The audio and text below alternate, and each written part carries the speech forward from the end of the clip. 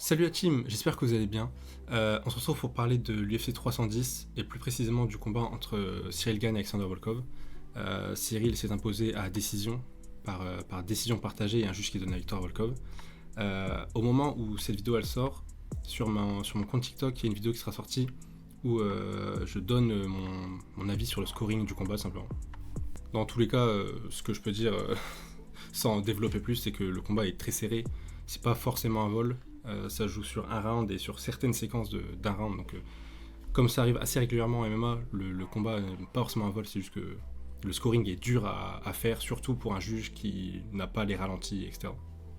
Mais dans cette vidéo, je vais plutôt parler on va dire des séquences les plus importantes du combat. Il y en a genre 5 ou 6 que je vais vous montrer juste après.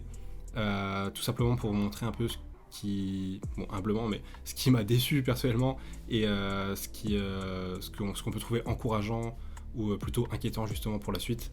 C'est des séquences dans lesquelles il y a des moments, malgré ce dont je vais parler, qui est la blessure de Cyril, c'est des moments qui donnent des indications pour la suite en tout cas. Let's go.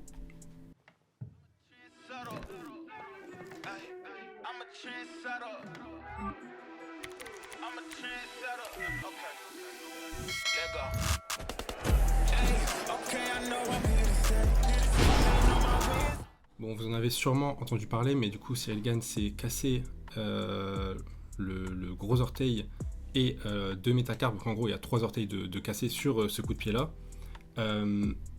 Et je vais parler du coup, j'ai pas tant parlé du striking que ça. Il y a une autre séquence que je vais montrer juste après parce qu'il y a eu peu de séquences au final où Cyril a vraiment montré des choses debout. C'est justement l'aspect principal qui m'avait déçu à chaud. Bon, j'ai assez vite compris que il s'était cassé l'orteil puisqu'il l'a dit à faire un pèse entre le round 1 et le round 2.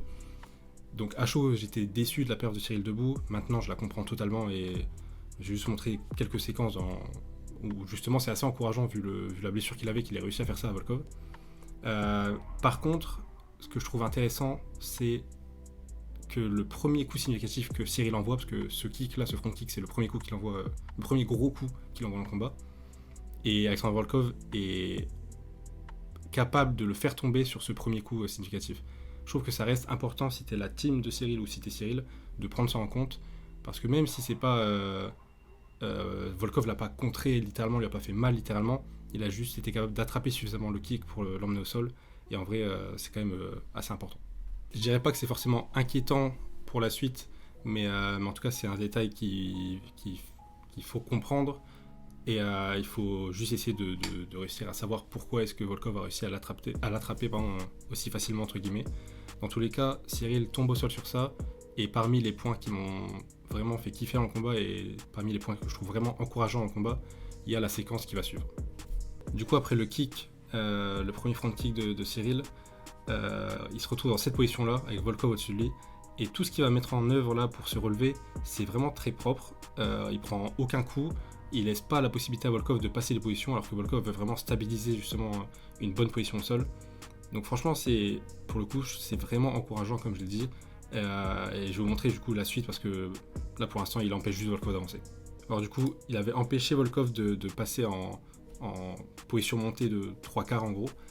Donc il a remis Volkov en side control, donc en position de contrôle sur le côté. Bon, avec cet angle-là, on voit un peu mieux. Et du coup, la main droite de Cyril que vous voyez ici, c'est celle qui lui permet d'aller chercher un underhook, donc un bras sous l'aisselle de Volkov de ce côté gauche-là. Et ça, il va d'abord l'utiliser pour aller chercher la demi-garde, donc récupérer la jambe droite de Volkov entre ses jambes. Du coup, ici, vous avez pu voir qu'il a vraiment poussé pour créer vraiment de l'espace grâce au bras qu'il avait sous l'aisselle de Volkov. Il tire ses hanches, donc il pousse ses hanches sur le côté pour vraiment créer de l'espace. Ici, il voit qu'il ne peut pas forcément se relever. Il va d'abord chercher, alors je ne vois pas vraiment bien ici, mais sa jambe qui est là, en réalité, elle est ici. Et il va la faire passer vers la droite pour récupérer une jambe de Volkov. Tout ça, il le fait à partir du underhook qu'il avait cherché dès le départ. Et une fois qu'il a cette demi-garde là, il va continuer de travailler avec son underhook gauche pour créer la même situation, créer de l'espace, et cette fois pousser pour se relever. Il va aller chercher une single leg, donc il va attaquer la jambe droite de Volkov. Il a créé de l'espace. Tout l'espace qu'il a là, c'est grâce à cette main gauche là. Vous voyez, tout l'espace qu'il y a dans cet angle là, c'est l'espace entre les corps de Volkov et Cyril. Et donc il va attraper la jambe droite de Volkov pour pouvoir se relever tout en menaçant, on va dire, la lutte sur Volkov. Donc c'est une séquence qui peut paraître un peu anodine, Mais Cyril se fait amener au sol, contrôler au sol par un très bon grappleur, parce que Volkov c'est un très bon grappleur. Et malgré tout, Cyril se relève très intelligemment, sans prendre de coups, sans donner de bonnes positions à Volkov. Et ça, pour le coup, c'est vraiment cool d'avoir pu voir ça dans ce combat-là, même s'il y a beaucoup de choses qui sont un peu reloues, il se fait mal tôt, et donc son striking n'est pas le même, il peut montrer moins de choses. Il y a des soumissions où, justement, il n'a pas pu aller au bout à cause de cette...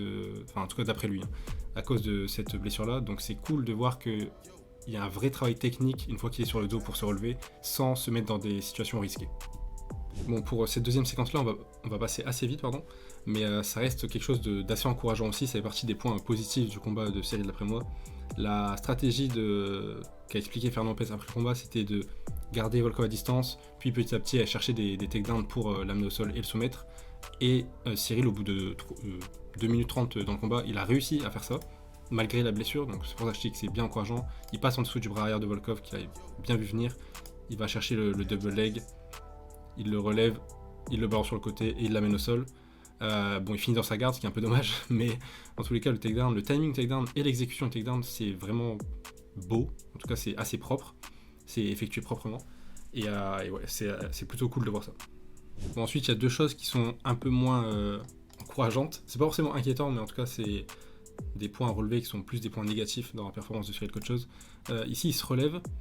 Bon, déjà, il n'a pas réussi du tout à travailler dans la garde de Volkov, ce qui est, je trouve, assez dommage, mais bon, en soi, soit. Par contre, ici, il donne ses deux chevilles. On pouvait voir que Volkov attrape les deux. Il y a la main droite de Volkov ici, la main gauche de Volkov ici, et les deux mains de Volkov attrapent les chevilles de Cyril pour le renverser, pour le sweeper. Ce qu'il arrive à faire, bon, Cyril tombe pas parce qu'il y a la cage, et parce qu'il attrape aussi un peu la cage, je crois, là, ouais, pour se relever. En tous les cas, il y a la cage, donc il serait pas tombé sur le dos, mais il allait se faire renverser. Et ensuite, il va attaquer une clé de cheville. Je sais pas si vous voulez attaquer la clé de cheville ou clé de talon, je pense que c'était la clé de cheville à la base. Mais au final, il a vraiment pas pu aller au bout, donc on n'a pas pu voir. En tous les cas, il se met sur le dos pour attaquer cette soumission-là. On l'avait déjà vu le faire dans le passé, il a déjà réussi à soumettre avec ça. Il avait déjà tenté contre Francis et ça n'avait pas marché.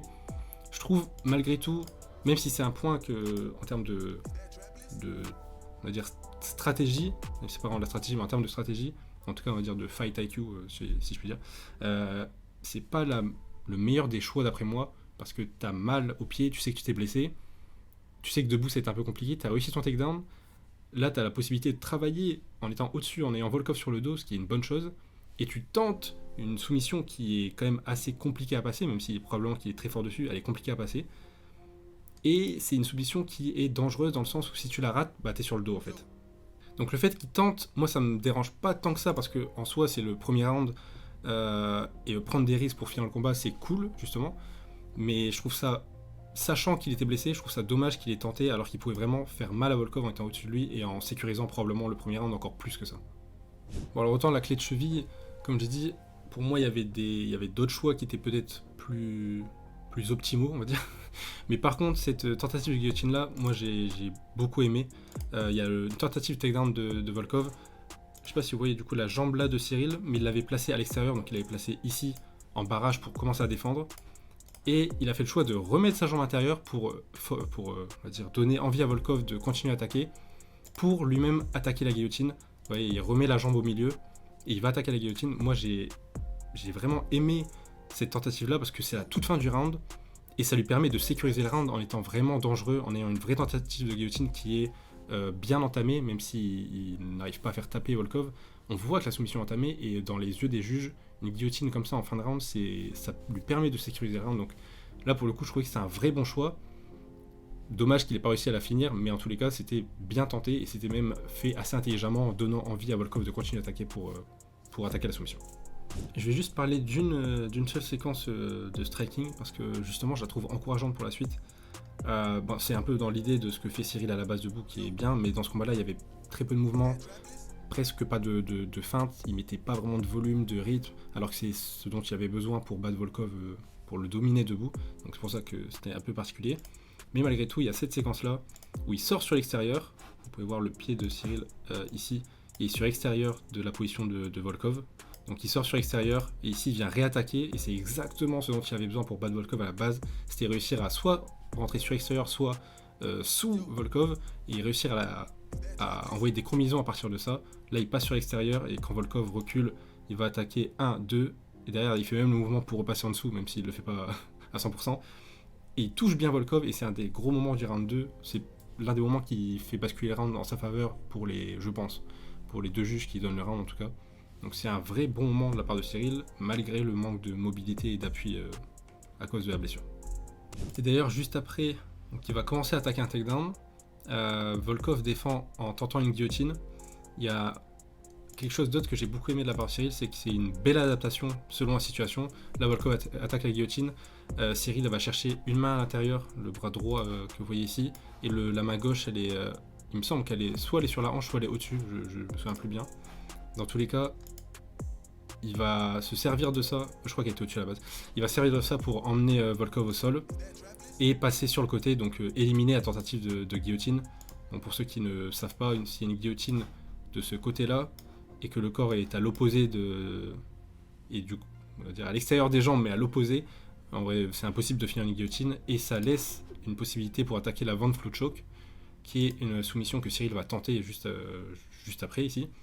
Le bras de Volkov est coincé, et Cyril va tenter de le soumettre avec son épaule gauche ici, en mettant de la pression. Bon, il a dit après le combat que ses coachs lui disaient de se mettre sur les pieds pour pousser vers le bas avec son épaule, mais qu'il avait trop mal aux orteils et aux pieds, quoi. Et donc il n'a pas pu le faire. Bon, en réalité, il y a aussi moyen de la finir d'une autre manière, mais bon, s'il n'avait pas travaillé, ça me paraît logique que dans le feu de l'action, il n'ait pas pensé à la tenter. En gros, il fallait tourner son corps vers nous, globalement, là, selon la caméra. Dans tous les cas, je trouve ça très cool qu'il ait tenté cette soumission-là, parce que ça montre qu'il y a encore une fois une évolution et une adaptation selon la situation. Par contre, ce qui se passe juste après, c'est là où il y a une déception. Comme je l'ai dit, il n'arrive pas à finir la Van Flue Choke. Bon, techniquement, ça aurait été possible, mais il n'a pas réussi, c'est la vie. Dans tous les cas, l'idée de la tenter était plutôt bonne et ça lui permettait d'emmener Volkov au sol, d'avoir Volkov sur le dos et d'être au-dessus de lui. Donc dans tous les cas, c'était une bonne chose, c'était une vraie bonne tentative, je trouve, même en termes de stratégie. Et par contre, ce qui me déçoit un moment, c'est que là, Cyril se relève.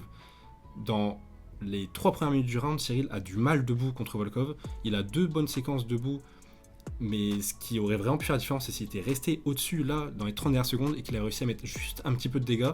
Je pense que la plupart des gens auraient scoré le round pour Cyril s'il était resté au-dessus et qu'il avait fait des dégâts. Et il fait le choix de se relever alors que Volkov ne fait rien pour créer de l'espace pour se relever. C'est vraiment Cyril qui, une fois la Van Flue Choke partie, une fois que Volkov essaie de recomposer, décide de se relever et repartir. Donc je trouve ça vraiment dommage, sachant qu'il y avait moyen de on va dire, conclure le round de la meilleure des manières. Là, il se relève et il se remet dans une situation où il est blessé et il a du mal à battre Volkov debout, quoi. Et ensuite, on arrive dans le 3e round, dans le dernier round. Et là, il y a, la séquence, elle dure extrêmement longtemps, parce qu'elle dure presque l'entièreté du round. Mais il y a ce takedown de Volkov. Ça aussi, ça fait partie des petites inquiétudes qu'on peut avoir pour la suite. Parce que la tentative de Volkov, elle est plutôt bonne. Pour le coup, le timing est plutôt bon. Cyril, il tente une défense. Donc là, il va s'asseoir. Globalement, c'est pour pouvoir ressortir comme il le fait là sur le côté. Et son objectif, là, ça aurait été de se lever dans ce sens-là, en gros. De sortir sa jambe, parce que là, c'est le pied de Cyril qu'on voit ici. De sortir sa jambe et de se relever sur le côté. En soi, c'est une défense possible, quoi. Donc on va dire que c'est une bonne défense. Le problème, entre guillemets, c'est qu'une fois que là, il n'y arrive pas, parce que là, sa jambe est bloquée, il essaye de se relever, comme je vous l'ai dit, comme je vous ai montré. Il n'arrive pas. Le problème, c'est qu'à partir d'ici, il va pas du tout réussir à s'adapter pour se relever d'une autre manière, quoi. Il tente. Bon, la séquence, ça dure longtemps, donc je pourrais pas tout vous mettre, sinon je vais me faire striker. Mais globalement, là, il ne le fait que tenter. Et il n'arrive pas du tout à réadapter avec ce que propose Volkov. Parce que Volkov, du coup, il va s'adapter, lui, en l'occurrence, pour garder Cyril sur le dos. Et Cyril ne va pas réussir à se relever malgré tout. Donc ça peut être plus une inquiétude, sachant que Volkov ne fait pas un travail monstrueux dans cette position-là pour garder Cyril au sol. Et malgré tout, Cyril a du mal. Par contre, l'adaptation de Cyril, une fois que Volkov a récupéré sa jambe là, parce que ce qu'a fait Volkov, c'est qu'il s'est décalé sur le côté pour récupérer sa jambe, ce qu'il a réussi à faire. L'adaptation de Cyril, ça a été du coup d'attaquer la Kimura, donc l'attaque de l'épaule, en gros, là que vous êtes en train de voir. Pareil, la tentative en soi, moi, ça me dérange pas tant que ça. Je trouve que c'est bien qu'il soit suffisamment à l'aise pour tenter ça sur Volkov, qui est ceinture noire de JB. Le problème, c'est qu'il ne la réussit pas au départ, et il la garde pendant peut-être, il attend, je pense, 2 minutes à peu près, ou on doit pas être loin des 2 minutes, si c'est pas 2 minutes. Ça, pour le coup, je trouve ça plus dommage. C'est un peu la même chose que pour la Van Flue Choke que je vous ai montré dans le round 2. Qu'il tente la soumission, perso, ça me plaît plutôt bien. Qu'il la réussisse pas, soit, mais que derrière, il n'arrive pas à se réadapter de la bonne manière pour conclure correctement le round, ça m'inquiète un peu plus pour la suite. Et quand je dis ça, c'est parce que je pense qu'en soi, s'il avait arrêté d'attaquer la Kimura et qu'il avait tenté de se relever, il aurait probablement réussi. Il a réussi à le faire contre un Volkov qui avait une bonne position sur lui dans le premier round, donc en étant frais. Je pense que Cyril aurait été capable de proposer quelque chose pour se relever dans le troisième round avec un Volkov qui était dans sa demi-garde, quoi. Il y a aussi des gens du coup qui scorent le round pour Cyril, le troisième round pour Cyril, grâce à la Kimura. Bon, d'après moi, c'est pas trop le cas, mais bref, c'est un autre débat. Donc, c'était pas si bête que ça non plus de la tenter aussi longtemps s'il était proche de l'avoir. Là, d'après moi, ce qui est plus dommage, c'est qu'il a jamais été proche vraiment de la finir. Il a jamais réussi à sortir le bras de Volkov, quoi. Globalement, pour conclure sur le combat, moi, il y a beaucoup de choses que j'ai bien aimé dans la performance de Cyril. En termes de grappling, en termes de défense et en termes d'attaque, je trouvais que c'était assez... En tout cas, il paraissait vraiment confiant et à l'aise sur ce qu'il tentait, et ça, je trouve que c'est cool, c'est-à-dire qu'il y a eu un vrai travail et qu'il peut grappler avec des bons grappleurs poids lourds. Par contre, là où il y a plus de déception de mon côté, c'est au niveau des choix qui ont été faits dans le combat, je parle. Que ce soit quand il se relève après la tentative de clé de cheville ou après la tentative de Van Flue choke. Dans les deux cas, je trouve ça... Enfin, c'est pas que c'est inquiétant pour la suite, c'est juste que c'est quelque chose qu'il faut corriger si tu veux gagner des rounds qui peuvent être serrés dans des combats prochainement, quoi. Je crois qu'il y a pas mal de gens qui ont été vraiment, vraiment déçus de la perte de Cyril. Bon, maintenant que les gens savent que son pied était globalement... globalement, il n'avait pas d'appui, en gros. Je pense que les gens peuvent relativiser un peu sur sa performance, mais de ce qu'on a vu avec le contexte qu'il y avait et la blessure qu'il a eue, je trouve que la performance elle reste bonne face à un Volkov qui était très bon, qui a proposé de très bonnes choses et qui est de plus en plus impressionnant dans ses combats, quoi. Je sais pas trop ce sera quoi la suite pour Cyril. Tout dépend de comment se passe le haut de la KT en poids lourd avec John Jones, Aspinall, etc. Moi, je serais pas si étonné que ça de voir un Cyril contre Almeida si Almeida gagne son prochain combat. Je trouve que c'est un combat qui peut faire sens si Aspinall est proche ou va combattre John Jones. Dans tous les cas, ce sera un très très gros test, plus qu'un test même pour Cyril, je trouve, en termes de grappling. Et sinon, moi j'espère que cette vidéo vous aura plu. Sur TikTok, comme je l'ai dit, il y a une vidéo où je donne mon avis sur le scoring un peu plus précisément que dans cette vidéo YouTube. Dans tous les cas, je vous souhaite une bonne journée, une bonne soirée. Bisous!